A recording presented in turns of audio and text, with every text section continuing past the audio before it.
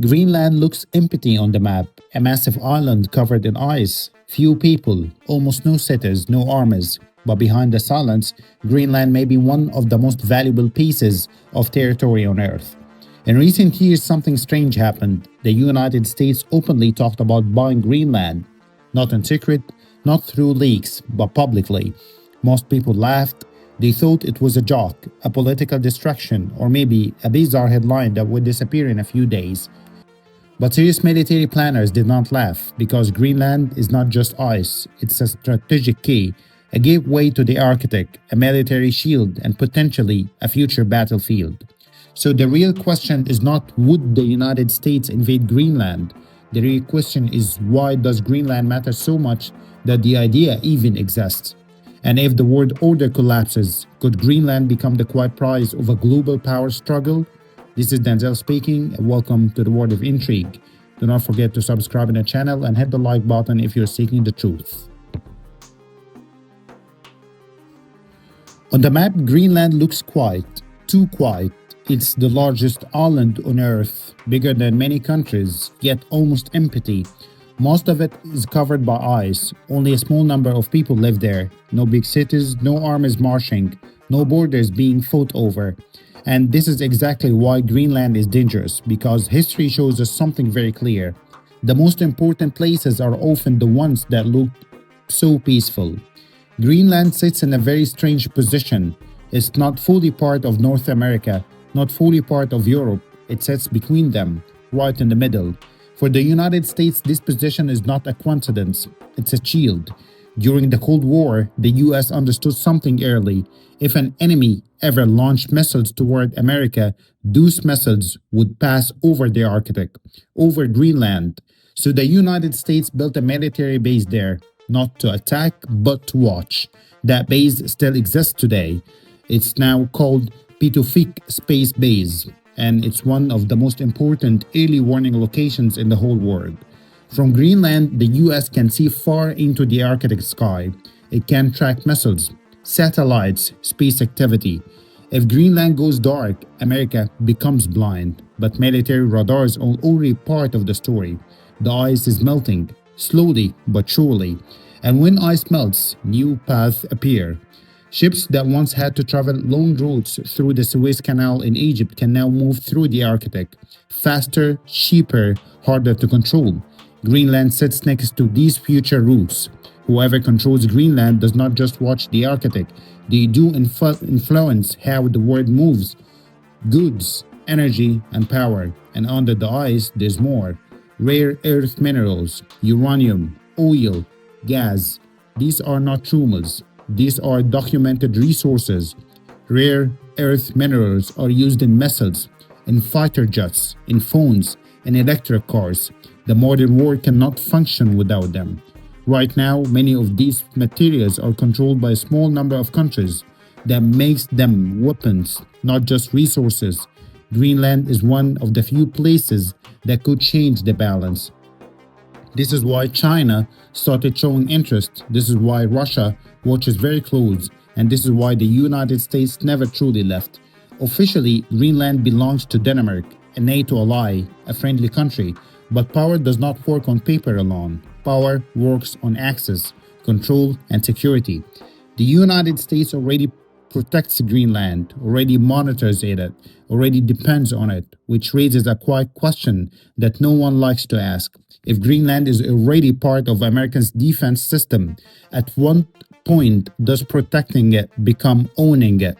And the question is where Greenland stops being just an island. It becomes a key, a shield, and possibly a future battleground hidden on the ice. When the United States publicly talked about buying Greenland, most people laughed. It sounded unreal, outdated, almost childish. Buying land in the 21st century from another country, it felt like something from an old history book. Denmark said no. Greenland said no. The media turned it into comedy. Late night shows made jokes. Headlines mocked the idea. Social media moved on. But behind the scenes, something very different was happening. Military planners were not laughing. Strategic analysts were not joking because they understood something important. The idea did not come from nowhere. The United States has done this before. Alaska was once Russian. The Louisiana territory was once French. At the same time, those deals also sounded ridiculous. People mocked them. They said it was a waste of money. History proved otherwise. Greenland fits the same logic, not emotional logic, strategic logic. From Washington's point of view, Greenland is already part of the US security. American systems are already there. American soldiers already operate there. American defense depends on it. So when the idea of buying Greenland appeared, it wasn't a random idea. It was a signal, a message, a way of saying this place matters more than you think. The public heard the joke, but geopolitics often speaks in jokes before it speaks in force. The proposal also exposed a deeper fear. What if Greenland one day stops being stable? What if Denmark cannot protect it? What if political pressure grows? What if foreign powers move closer? Because Greenland is not an isolated island anymore. China has shown interest in building infrastructure there. Russia has increased its Arctic military presence. In Washington, this raises alarms, not because war is coming tomorrow, but because time matters. Great powers do not wait until threats arrive. They move before they do. So the idea of buying Greenland was never about money. It was about control without conflict, influence without invasion, security without war. And when that idea failed publicly, the word moved on. But plans do not disappear just because headlines fade. They evolve, they adapt, they wait. And Greenland stayed exactly where it has always been, silent, frozen, watching. And when people hear the word invasion, they imagine chaos. Soldiers landing on beaches, jets in the sky, tanks moving through cities like what happened in Venezuela in the last 2 weeks.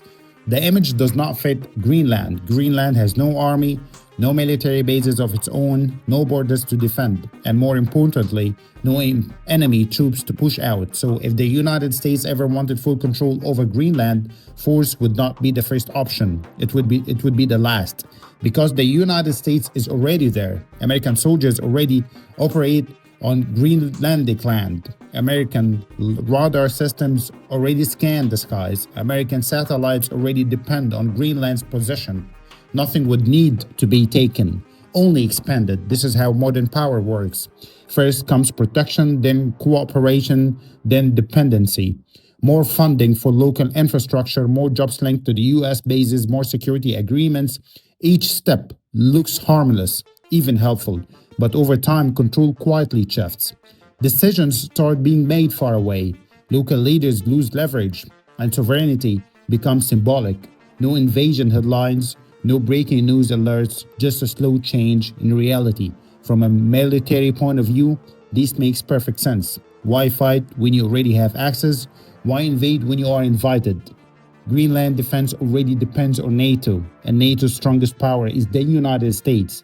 If a crisis happened tomorrow, a global war, or maybe a NATO collapse, or Arctic confrontation, Washington would not ask permission to protect its early warning systems. It would act. And once actions are taken temporarily, they have a habit of becoming permanent. History is full of examples. Bases built for emergencies that never leave.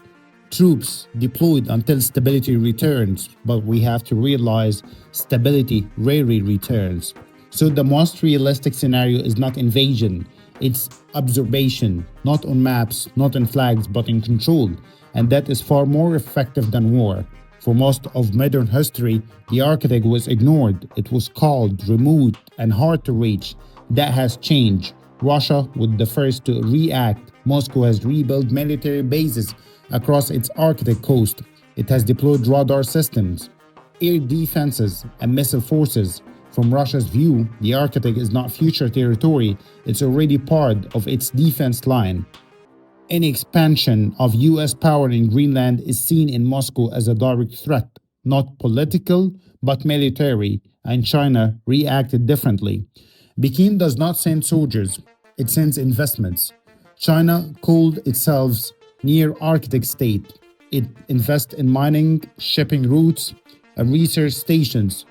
Its goal is not control today, but access tomorrow. If the United States tightens its grip in Greenland, China sees a door closing, and closed doors lead to confrontation. NATO stands in the middle. Officially, Greenland is protected by NATO through Denmark. Unofficially, everyone knows the United States leads Arctic security. If Washington increases its military role in Greenland, NATO would like support it. But support comes with risk because Russia would respond, China would push back economically, and the Arctic would stop being neutral. Would this lead to war? A direct war over Greenland is unlikely. No one wants open conflict in the Arctic. But tension does not need war to be dangerous. Military exercises grow larger. Missiles fly closer. Mistakes become more likely. And in geopolitics, mistakes are how wars begin. Greenland would not start a global war, but it could become the place where one accident begins. Greenland does not look like a trigger of war. No crowds, no protests, no headlines screaming danger. Just ice, silence, and distance. But history does not start wars in loud places. It starts from where no one is watching. If the United States tightens its control over Greenland, it will call it defense. Russia will call it encirclement. China will call it exclusion. NATO will call it stability. Everyone will say they are acting responsibly. And that is the danger. Because wars do not begin when one side is reckless. They begin when everyone believes they are right. Missile system will expand, military drills will grow closer, satellites will watch each other in silence. One radar glitch, one misread signal, one aircraft flying too close. This is all it takes. No invasion order, no declaration of war. Just a moment where someone presses a button because they believe the other side already has. Greenland will not be the battlefield. It would be the alarm system. And when the alarm system fails, they do not explode quietly. So the real danger is not an American invasion of Greenland. The real danger is what happens when ice becomes strategy and strategy becomes fear, because the coldest places on Earth are often the closest to burning.